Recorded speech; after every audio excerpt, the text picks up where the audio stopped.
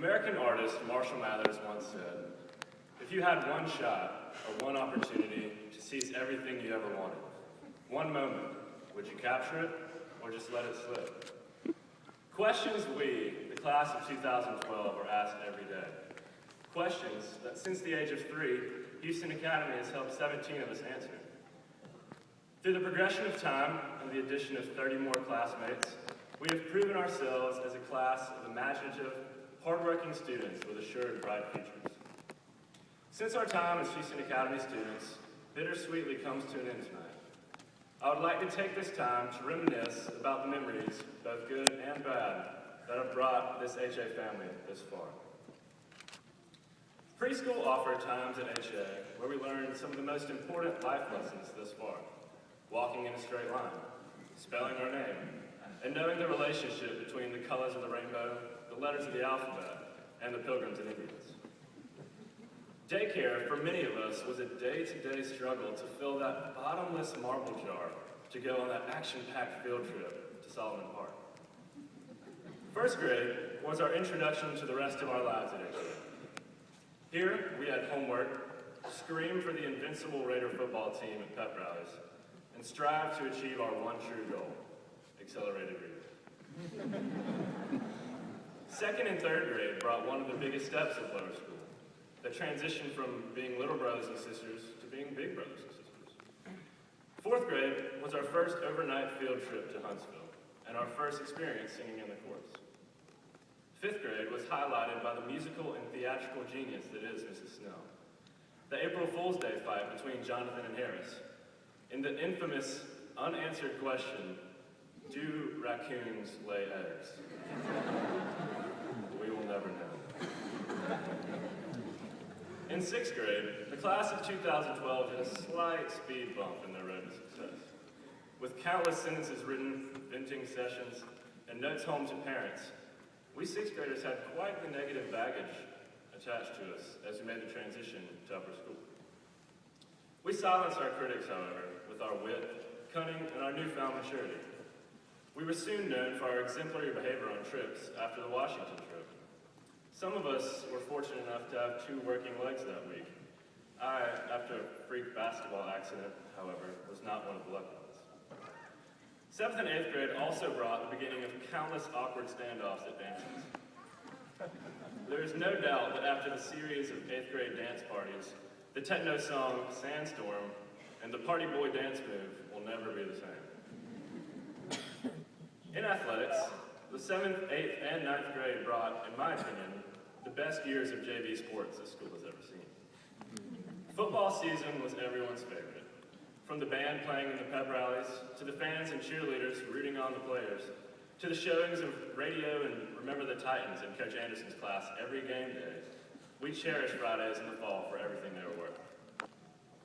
Once we got over the fears and intimidations of the new halls of the high school, 9th grade became a place of learning and maturity for many of us. This was, for some of us, the 3rd year of Mr. Helms' history, the only students to achieve that feat, to my knowledge.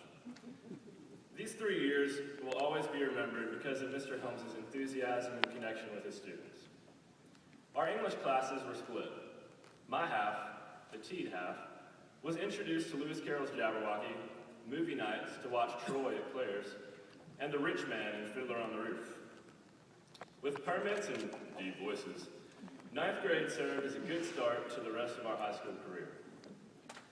Sophomore year was a year of countless memories, many of which happened on Mrs. Merritt's last college tour. For example, after dropping off the girls for their tour, the guys proceeded to get lost in the middle of nowhere with poor Maggie Brown sick in the front seat. With a bus driver who firmly believed in maps rather than GPS, we eventually arrived 2 hours late for our tour. To say that I'm a survivor of that day is truly a blessing. The 10th grade put everyone on a level playing field with Mr. Jenny's infamous chemistry class, which to my knowledge we all passed. Also, as sophomores, we can now drive our dates to the dances, which was a big deal, trust me. 10th grade English was highlighted by a relationship that could inspire us all. That of none other than Ben and Jerry, Raven and Chelsea, Chip and Dale themselves, Josh and Lawrence. After sophomore year, we had solidified our place in the school and chosen our direction to finish. The motto, "Get out of here, we run this," was an understatement of our junior year. Beginning prematurely, we were undoubtedly the kings and queens of the school. After bake sales, fruit sales, and other fundraisers, we came together to put on a great prom for our seniors. Our Miss HA dance practices were very exciting and well worth it. Because of this pretty and pink night, we will be remembered for putting a whole new meaning to Kesha's lyrics, "Hot and Dangerous." With the help of our wonderful junior sponsors, we raised and saved enough money to pay for our meals, our band, the Kicks, and donate thousands to charity. With our feet firmly on the ground, the path had been set to sail smoothly towards the finish line senior year. Finally, we have arrived. Senior year. And what a year it has been. A year that was supposed to be a breeze into college was anything but. With the constant juggle of schoolwork and college applications, the first semester was a stressful time for many of us. The teachers understood though, and they really lowered the workload.